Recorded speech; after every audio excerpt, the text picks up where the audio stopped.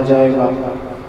امام ابو حنیفہ رحمۃ اللہ علیہ کا مشہور قول ہے، علامت اہل سنت علی الثلاث، سنی ہونے کے 3 نشانی ہیں۔ نمبر 1، حضرت ابو بکر، حضرت عمر رضی اللہ تعالی عنہما کو ساری امت پہ فضیلت دینا۔ نمبر 2، سنی ہونے کی علامت۔ نمبر 2، حضرت عثمان اور حضرت علی رضی اللہ تعالی عنہما کا احترام کرنا۔ نمبر 3، حضرت حسین اور حضرت حسن سے محبت کرنا۔ یہ 3 سنی ہونے کی نشانی ہے۔ جس آدمی کے اندر یہ 3 نشانیاں موجود ہوگی تو وہ اصلی سنی اور مسلمان کہلائے گا۔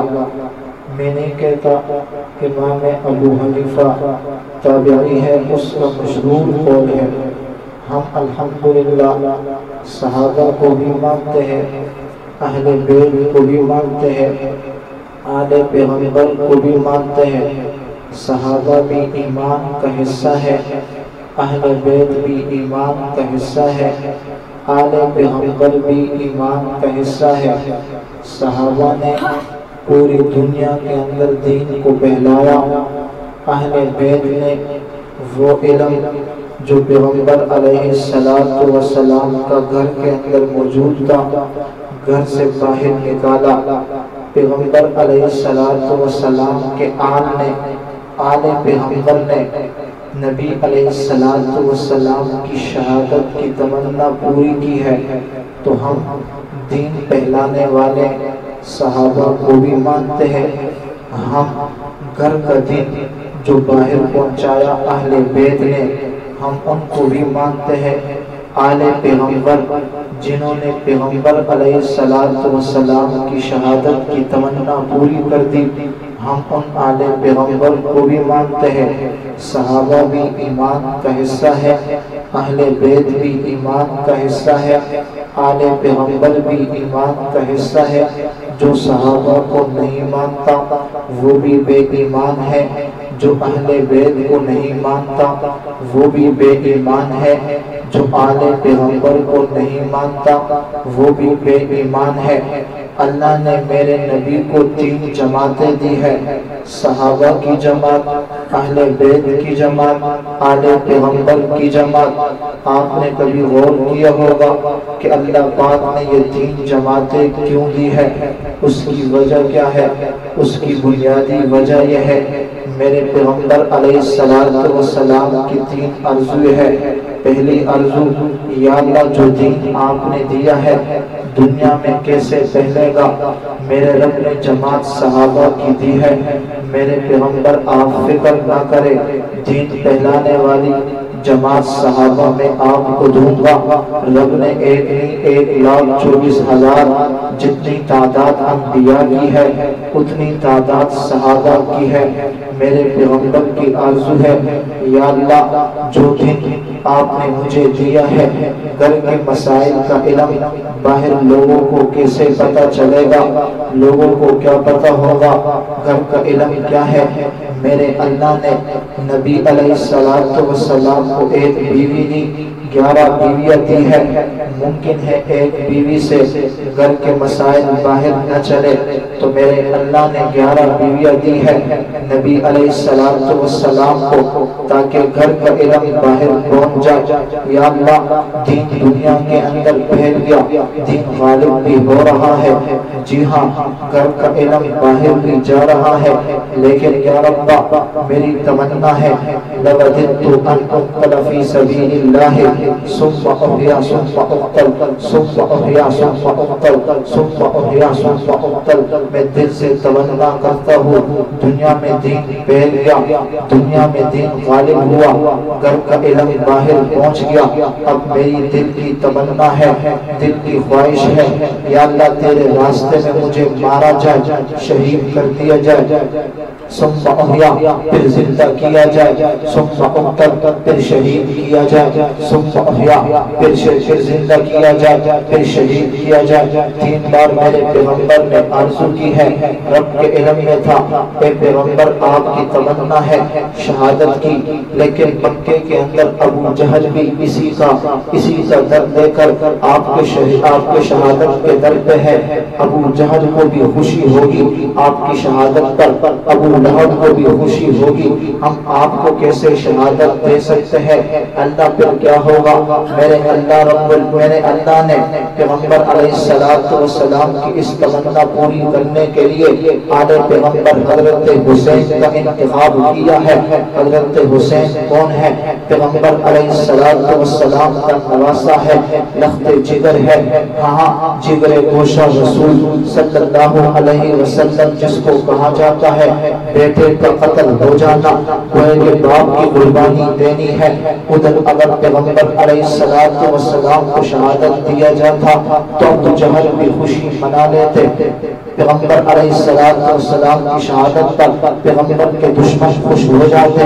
میرے اللہ نے تمنا بھی پوری کی ہے، دشمن کو خوش بھی نہیں ہونے دیا ہے۔ اس کا طریقہ کیا ہے؟ انتخاب حضرت حسین کا کیا ہے۔ یہی محرم الحرام کا مہینہ ہے، جی ہاں یکم محرم کو دیکھتا ہوں تو مجھے قربانی نظر آتی ہے۔ مہینہ سے پہلے اسلامی مہینے کا آغاز محرم سے ہے، آخری مہینہ اختتام ذوالحجہ سے ہے۔ اس سے پہلے چلے جاؤ شوال کا مہینہ ہے، میں غزوہ احد کو بھول نہیں سکتا، 70 صحابہ کی شہادت کو بھول نہیں سکتا۔ شوال سے پہلے رمضان کا مہینہ ہے، غزوہ بدر اسلام کے مقابلے میں کفر جب آیا ہے تو پھر پہلا معرکہ غزوہ بدر ہوا ہے، میں اس کو بھول نہیں سکتا۔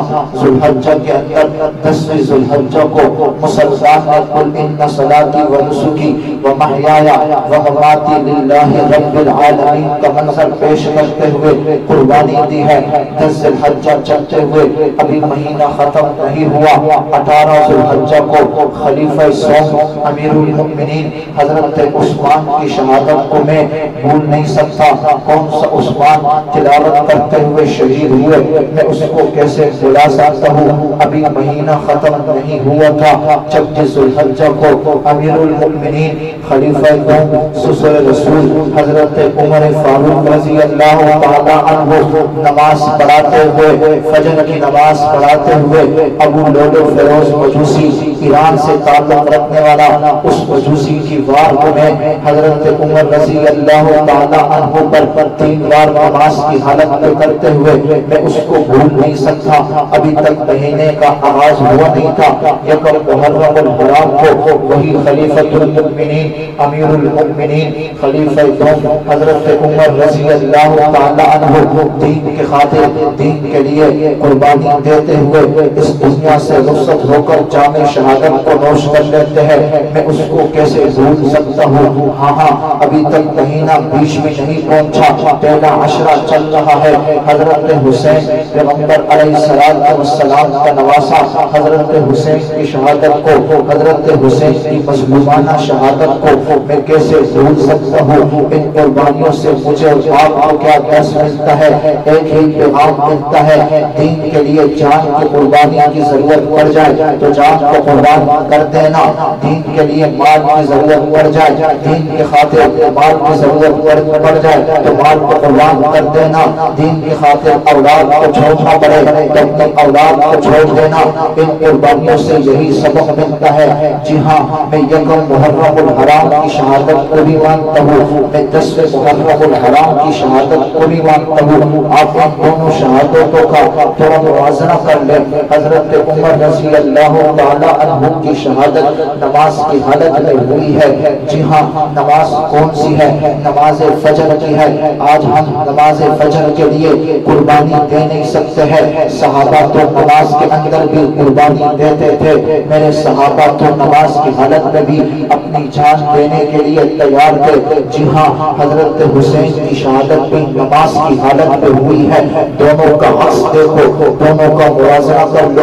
ایک خلیفہ دوم سسر رسول نماز کی حالت میں نماز کی فجر کی ہے شہادت دیتے ہوئے، ایک نواز رسول حضرت حسین کی شہادت بھی ظہر کی نماز ہے، فجر کی نماز پہلے ہے، ظہر کی نماز بعد میں ہے۔ میں فجر کی شہادت بھی مانتا ہوں، ظہر والی شہادت بھی مانتا ہوں۔ فجر پہلے ہے، ظہر بعد میں ہے۔ یکم محرم الحرام پہلے ہے، 10 محرم الحرام بعد میں ہے۔ فجر کی نماز کو مانے گا، ظہر کی نماز کو پڑھے گا۔ جب حضرت عمر کی شہادت کو مانے گا تو حضرت حسین کو بھی مانے گا۔ جی ہاں، حضرت عمر کی شہادت پہلے ہے، اس کی وجہ کہ فجر کی نماز پہلے ہے، حضرت حسین کی شہادت بعد میں ہے۔ ظہر کی نماز فجر کے بعد پڑھی جاتی ہے۔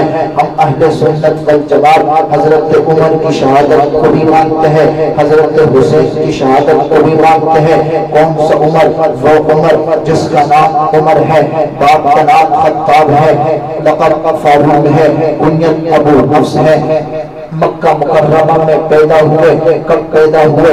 واقع فیل کے 13 برس بعد اسلام قبل آیا۔ یہ دو چیزیں ہیں جو ہر مسلمان کو پتہ ہونا چاہیے۔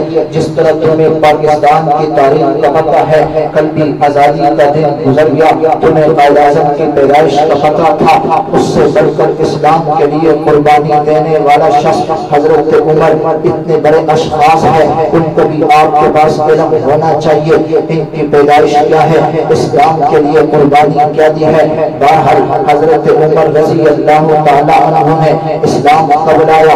عمر ان کی 33 سال تھی۔ حضرت عمر رضی اللہ تعالیٰ عنہ نے اسلام لایا۔ پیغمبر علیہ السلام کے ساتھ قرابت دیکھو، رشتہ داری دیکھو۔ حضرت عمر رضی اللہ تعالیٰ عنہ کی بیٹی حضرت حفصہ کون ہے رضی اللہ تعالیٰ عنہ؟ تاریخ اٹھا کر دیکھو، ام المؤمنین حضرت حفصہ رضی اللہ تعالیٰ عنہ پیغمبر علیہ السلام کی زوجہ محترمہ ہے۔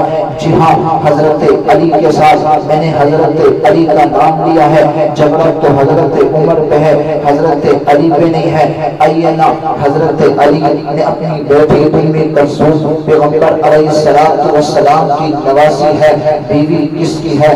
جس کے گھر سے لڑکی نکلی ہے، بیٹی نکلی ہے، نام حضرت علی ہے۔ بیٹی جس کے گھر میں داخل ہوئی ہے، نام حضرت عمر ہے۔ حضرت علی نے اپنی بیٹی حضرت عمر کے نکاح میں دیا ہے۔ جی ہاں، پیغمبر علیہ السلام کے ساتھ بھی قرابت ہے، حضرت علی کے ساتھ بھی قرابت ہے۔ زندگی دیکھو، مکے کے اندر حضرت عمر نے 7 سال گزارے ہیں، مدینے کے اندر 10 سال گزارے ہیں۔ جی ہاں، 27 غزوات کے اندر شہید ہوئے ہیں، ان میں سے کسی غزوے سے غیر حاضر نہیں ہوئے۔ یہ وہ حضرت عمر ہے جس کے بارے میں میرے پیغمبر علیہ السلام نے ارشاد فرمایا، عمر جس راستے سے گزرتا ہے شیطان کو راستہ چھوڑ دیتا ہے۔ کون سا عمر؟ وہ عمر جس کے بارے میں میرے نبی علیہ السلام نے فرمایا، میرے بعد اگر آپ نے ابتدا کرنی ہے حضرت ابو بکر حضرت عمر کی کرنی ہے۔ کون سا عمر؟ وہ عمر جس کے بارے میں میرے نبی علیہ السلام نے فرمایا، عمر کا جنت میں بڑا لقب بڑا محل ہے۔ جی ہاں، کون سا عمر؟ وہ عمر جس کے بارے میں میرے نبی علیہ السلام نے فرمایا، میرے بعد آسمان کے اوپر 2 وزیر ہوں گے، ایک کا نام جبریل ہے، ایک کا نام میکائیل ہے۔ میرے بعد زمین کے اوپر 2 وزیر ہوں گے، ایک کا نام ابو بکر ہے، ایک کا نام عمر ہے۔ کون سا عمر؟ وہ عمر جس کے بارے میں نبی علیہ السلام نے ارشاد فرمایا، میرے بعد اگر کوئی اس زمین کے اوپر نبی ہوتا لگانا عمر، وہ حضرت عمر ہوتے۔ کون سا عمر؟ جس کے بارے میں میرے نبی علیہ السلام نے فرمایا، ان اللہ جعل الحق علی لسان عمر وقلبہ، رب نے حق کو عمر کے زبان پر اس کے دل پر جاری کر دیا۔ کون سا عمر؟ وہ عمر جس نے دنیا کی بڑی سلطنت قیصر اور کسریٰ کو خاتمے میں ملا دیا۔ کون سا عمر جس نے ایران کے اوپر اسلام کا جھنڈا سر بلند کیا؟ کون سا عمر جس نے بیت المقدس کو فتح کیا؟ کون سا عمر جس نے سب سے پہلے کعبے کے دروازے کو کھولا؟ کون سا عمر جس نے سب سے پہلے ایرانیہ ہجرت کی؟ جی ہاں، یہ وہ حضرت عمر ہے، کفر جس کو دیکھ کر نرس جاتا تھا۔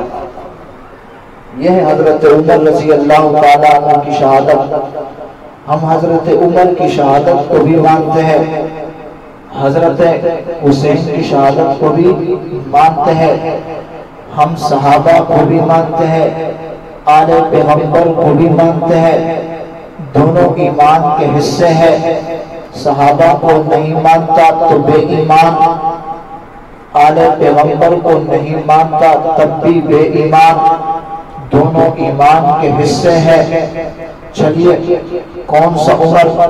وہ عمر جس کے بارے میں محدث دہلوی شاہ ولی اللہ رحمۃ اللہ علیہ نے فرمایا، ایک روایت کے مطابق قرآن کے 22 مقامات ایسے ہیں، میرے عمر زمین کے اوپر سوچتے ہیں، رب اس سوچ کو آسمان کے اوپر کلام کا حصہ بنا دیتا ہے۔ کون سا عمر؟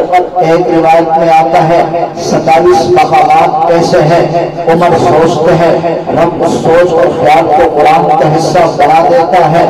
جی ہاں، حضرت عمر رضی اللہ تعالیٰ عنہ زمین کے اوپر کھودتے ہیں، رب اس کو میزان بنا دیتا ہے۔ چلیے قرآن سے ایک دو مثال آپ کی خدمت میں پیش کرتا ہوں۔ قل من کان عدوا لجبریل فإنه نزله على قلبك بإذن الله مصدقا لما بين يديه وهدى وبشرى للمؤمنين۔ اس آیت کے تحت مفسرین نے لکھا ہے، حضرت شان رسول تحریر کیا ہے، حضرت عمر رضی اللہ تعالیٰ عنہ کا گفتگو ایک یہودی کے ساتھ ہوا۔ یہودی نے کہا، عمر آپ یہ بتا دیں آپ کے پیغمبر پر صلی اللہ علیہ وسلم اس پر وحی لانے والے فرشتے کا نام کیا ہے؟ حضرت عمر نے بتایا اس فرشتے کا نام حضرت جبریل ہے۔ یہود نے کہا، ہم تو اس فرشتے کو نہیں مانتے، آپ کے پیغمبر کی بات کو بھی نہیں مانتے۔ حضرت عمر رضی اللہ تعالیٰ عنہ نے فرمایا، نہ ماننے کی وجہ کیا ہے؟ اس یہودی نے کہا، جبریل کو اس لیے نہیں مانتے، وہ قوموں پر عذاب لاتا ہے، وہ قحط سالی لاتا ہے۔ حضرت جبریل کو اس لیے نہیں مانتے، وہ ہماری راز کو آپ کے پیغمبر کو بتلاتا ہے۔ اگر جبریل کے علاوہ کوئی دوسرا فرشتہ ہوتا تو ہم اس کو مان لیتے۔ حضرت عمر رضی اللہ تعالیٰ عنہ نے اس یہودی کو جواب دے دیا ہے، قلم نے تاریخ نے اس کو قلم تحریر کر کے لکھا ہے۔ حضرت عمر رضی اللہ تعالیٰ عنہ نے جواب دیا ہے، جو جبریل کا دشمن وہ رب کا دشمن، جو جبریل کا دشمن وہ پیغمبر کا دشمن، جو جبریل کا دشمن وہ مسلمانوں کا دشمن۔ اب یہ جملہ مکمل نہیں ہوا تھا، رب نے اسی حضرت جبریل کو بھیج کر اس سرزمین کے اوپر جو حضرت عمر نے بولا ہے، جو حضرت عمر نے سوچا ہے، میں تمام بندوں کو قیامت کے لیے پیغام دیتا ہوں۔ 12 نمبر سورۃ البقرہ، قل من کان عدوا لجبریل فإنه نزله على قلبك بإذن الله مصدقا لما بين يديه وهدى وبشرى للمؤمنين من كان عدوا لله وملائكته وكتبه ورسله وجبريل وميكال وصالح المؤمنين فإن الله عدو للكافرين۔ جو حضرت عمر نے بولا ہے کہ جو جبریل کا دشمن میں رب کی اعلان کرتا ہوں، من کان عدوا للہ، جو رب کا دشمن ہے وہی جبریل اور میکائیل کا دشمن ہے، جو رب کا دشمن ہے، جو جبریل کا دشمن ہے وہ رب کا دشمن ہے، جو جبریل کا دشمن ہے وہ پیغمبر کا بھی دشمن ہے، وہ تمام آسمانی کتابوں کا دشمن ہے، وہ ایمان والوں کا وہ دشمن ہے، اور میں اللہ اعلان کرتا ہوں کہ میں اللہ کافروں کا دشمن ہوں۔ یہ حضرت عمر رضی اللہ تعالیٰ عنہ کی ایک وہ مثال ہے، جو وہ سوچتے ہیں، بولتے ہیں، رب نے اسی وقت وہ کلام کا حصہ بنا دیا۔ چلیے دوسری مثال، 12 نمبر 15، وَاتَّخِذُوا مِن مَّقَامِ إِبْرَاهِيمَ مُصَلًّى۔ اس آیت کے تحت صاحب روح المعانی علامہ علوسی رحمۃ اللہ علیہ لکھتے ہیں، کیا لکھتے ہیں؟ نبی علیہ السلام نے کعبے کا طواف کیا، اسی اثناء میں حضرت عمر رضی اللہ تعالی عنہ نے توجہ نبی علیہ السلام سے فرمایا، یا نبی، یا رسول اللہ، جو سامنے پتھر ہے یہ وہی پتھر ہے جو ہمارے باپ جد امجد حضرت ابراہیم علیہ السلام جس پتھر کے اوپر کھڑے ہو کر بیت اللہ شریف کی تعمیر کرتے تھے۔ میرے نبی علیہ السلام نے فرمایا، ہاں عمر، یہ وہی پتھر ہے جس کے اوپر حضرت ابراہیم علیہ السلام کھڑے ہو کر بیت اللہ شریف کی تعمیر کرتے تھے۔ تو حضرت عمر رضی اللہ تعالی عنہ نے اس وقت ایک جملہ فرمایا۔ کیا جملہ ہے؟ فرمایا، اگر ہم اس پتھر کو نماز پڑھنے کے لیے، 2 رکعت پڑھنے کے لیے اس کا انتخاب نہ کرے، ابھی تک حضرت عمر کا یہ جملہ ختم نہیں ہوا، اوپر اللہ کا آرڈر جاری ہوا۔ حضرت جبریل علیہ السلام کو عمر نے جو جملہ زبان سے نکالا ہے، عمر نے جو سوچا ہے کہ اس جگہ کو ہم نماز پڑھنے کے لیے، 2 رکعت شکرانہ ادا کرنے کے لیے اس کا انتخاب نہ کرے، میرے رب نے قیامت تک یہ پیغام دے دیا، وَاتَّخِذُوا مِن مَقَامِ إِبْرَاهِيمَ مُصَلًّى، مقام ابراہیم کو نماز پڑھنے کی جگہ بنا دو۔ یہ دوسری مثال، کل 22 مقامات ہیں تاکہ آپ کے ذہن میں یہ بات بیٹھ جائے کہ حضرت عمر رضی اللہ تعالیٰ عنہ کون سی شخصیت ہے، دین کے لیے کیا کیا قربانی دی ہے۔ چلیے اگلی بات حضرت حسین رضی اللہ تعالیٰ عنہ کے